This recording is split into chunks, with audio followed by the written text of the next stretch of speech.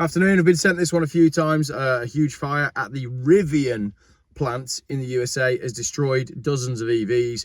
So there were lots of news stories going around saying that it was a fire at the factory itself, as in something during production has caught fire. That's not the case. It was a fire, it was a fire in the parking lot or the car park for, you Europeans. So basically, electrek.co, which absolutely won't be biased, being a completely electric vehicle focused website, has said, no, the Rivian factory didn't catch on fire. And they've done a whole "this is what happened" thing. A fire damaged a number of EVs in the Rivian factory parking lot.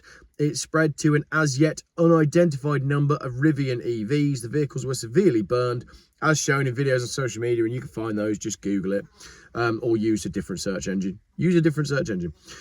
Central Illinois News Channel, WAND, reported that the Normal Fire Department spokesperson, Matt Swaney, said fire crews were called to Rivian's Normal plant just before 9:45 p.m. for a vehicle fire. The fire was out by midnight and the fire's cause was under investigation with no reported injuries. Someone who works at the plant had posted on Reddit saying the plant is not on fire. It was just some vehicles waiting to be shipped out or fixed before shipping. Waiting to be shipped out. So the vehicles have been built. They're just sat there doing nothing. And as we know, a vehicle that sits there doing nothing is quite likely to catch fire. I've been sitting here doing nothing with my Peugeot for maybe an hour and a half now, and I'm still waiting for it to catch fire. It's a diesel, so it will go up at some point, as we know from the news. But he also says vehicles waiting to be fixed before shipping. They've just built them. What needs to be fixed?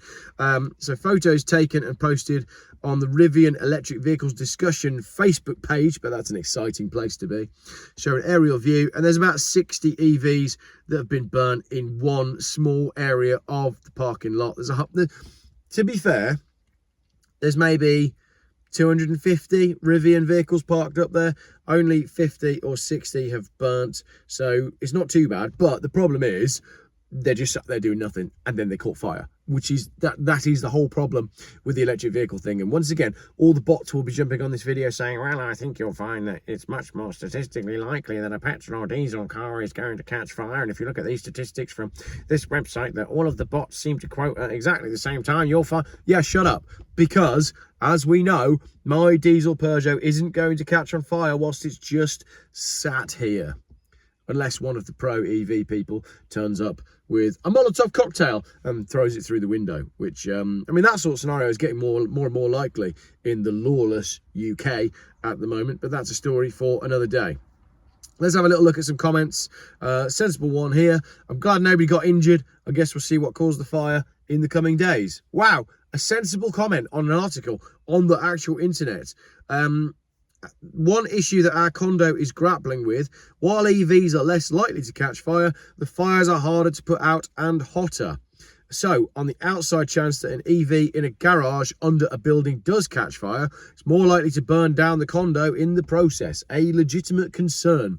A legitimate concern that was realised in South Korea with the Mercedes that caught fire in a parking garage or car park recently, and now South Koreans are looking to offload their EVs as fast as they possibly can. Next video coming up. I don't really have much more to say about that. I just wanted to put it on the channel to say that, yes, I have heard about the fire at Rivian. No, it's not the factory that burnt down. And Rivian, right? I quite like their cars. You know, if I was going to have an electric car, let me just pull up their website. They make the pickup truck, which I know they've had loads of problems with quality. But, so going on their website now, Rivian, and do this for yourself. Go on Rivian.com. They make an R2 and an R3.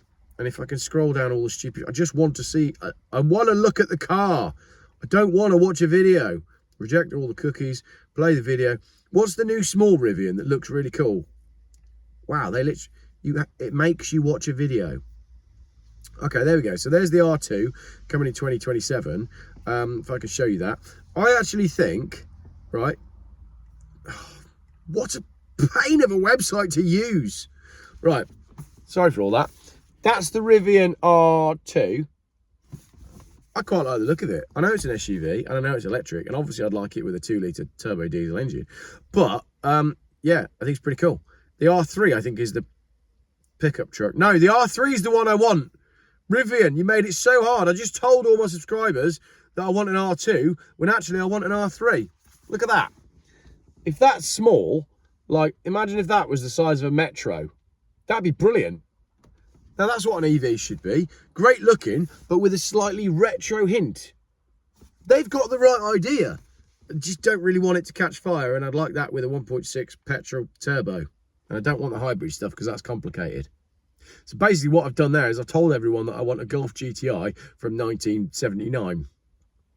Yeah. Good conclusion to a brilliant video. Well done, Jeff. You're getting good at this YouTube nonsense. Terrible video.